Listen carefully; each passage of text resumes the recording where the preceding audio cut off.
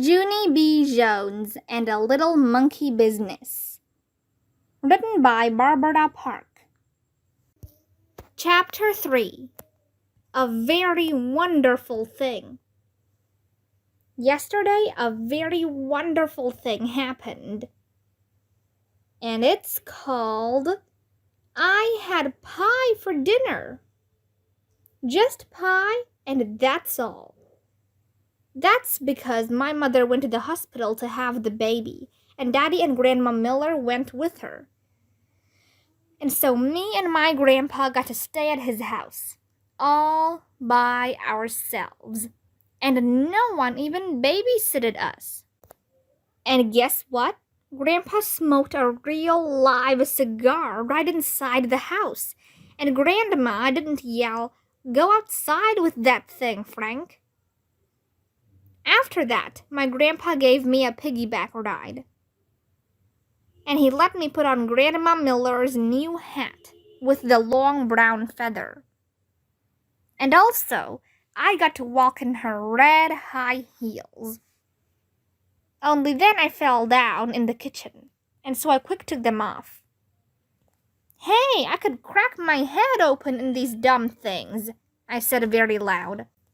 After that, I opened up the refrigerator, 'cause I was hungry from playing, that's why. "Hey, guess what? There's a big fat lemon pie in here, Frank," I hollered. And so then Grandpa Miller got down 2 plates, and then me and him ate the big fat lemon pie for our dinner. Just pie, and that's all. And we're not even going to get in trouble, 'cause we're going to tell Grandma that her cat ate it. And here's another very fun thing. I got to sleep in Grandpa Miller's guest room. First, I put on my PJs with the feet in them, and then my grandpa watched me brush my new front tooth, and he tucked me into the big guest bed. "Sweet dreams, Junie B," he said. Except for then I got a little bit of scared in me. "Yeah, only guess what, Grandpa," I said. "It's very dark in this big room, and so there might be hidey things in here." Grandpa looked all around the room, and also in the closet. "Nope, no hidey things in here," he said. After that, he left on the hall light for me, so my imagination wouldn't run wild. Except I still didn't sleep that good, 'cause there was a drooly guy with claws under my bed, I think.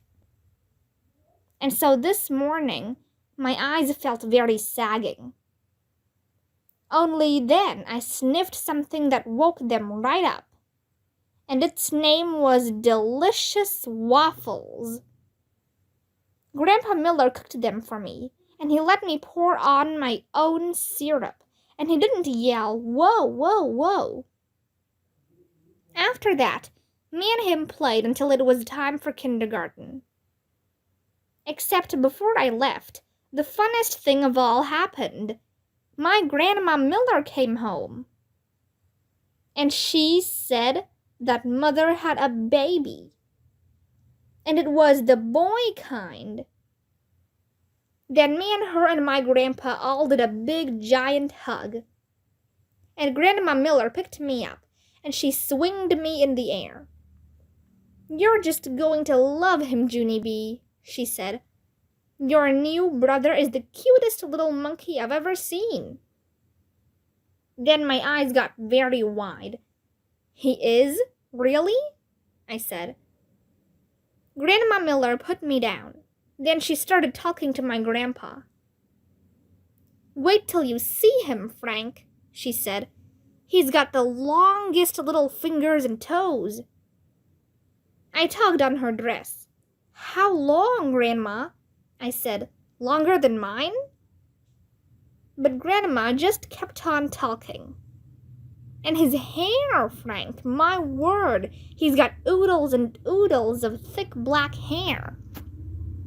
I pulled on Grandma's arm. "How come, Grandma? How come he's got hair? I asked. I thought little babies were supposed to be baldies. But still, my grandma didn't answer me. And he's big too, Frank. He's much bigger than any of the other babies in the hospital. And you should feel how tightly he grabs onto your finger when you... Just then, I stamped my foot very hard. Hey, I want some answers down here, Helen. He's my baby too, you know. Grandma Miller frowned at me. 'Cause I'm not supposed to call her Helen, I think. Sorry, I said kind of quiet. Then Grandma Miller bended down next to me, and so I didn't have to yell anymore. Are you telling me the truth, Grandma? I said. Is my brother really the cutest little monkey you ever saw? For really and honest and truly? Then my Grandma Miller hugged me very tight. Yes, little girl, she whispered in my ear. For really and honest and truly. After that, she picked me up again, and me and her twirled all around the kitchen. Chapter 4. Hoppy and Russell. My room at kindergarten is named Room 9. I have 2 bestest friends in that place. One of them has the name of Lucille. Lucille sits right exactly next to me. She has a red chair, and also little red fingernails which are very glossy. My other bestest friend is named Grace. Me and that Grace sit together on the school bus. Except for not today we didn't, because today Grandpa Miller drove me. Then he walked to Room 9 with me, and he waved at my teacher.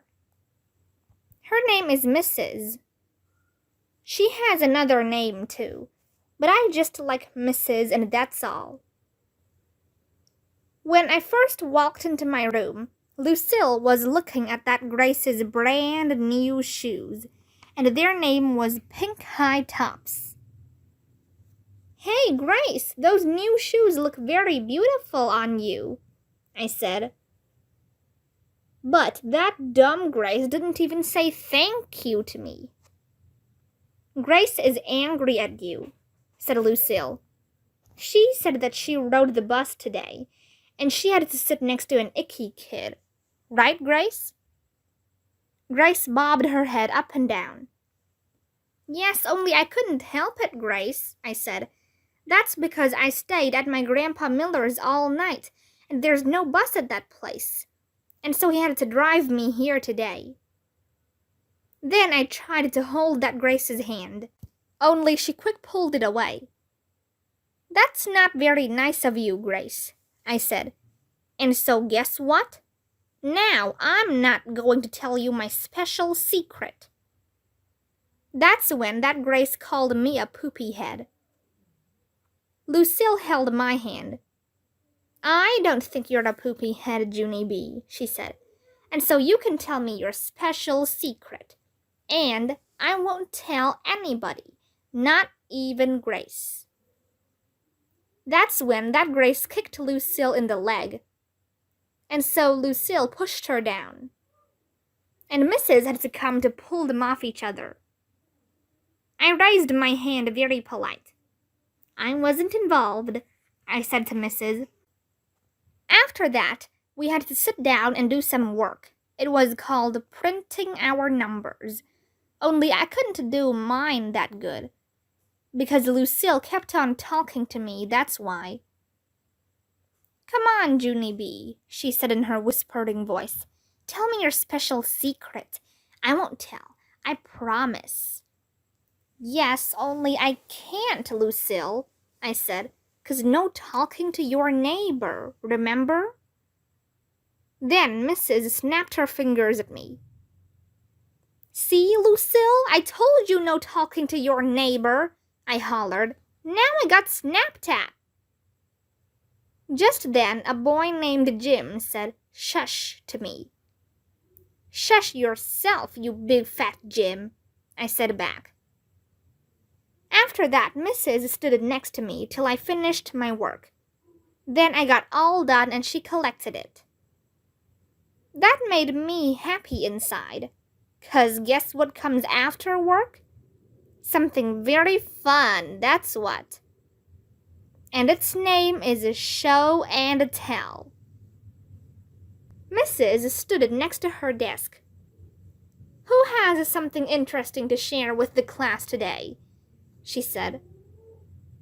Then my heart got very pumpy, because I had the most special secret in the whole wide world. I raised my hand way high in the air.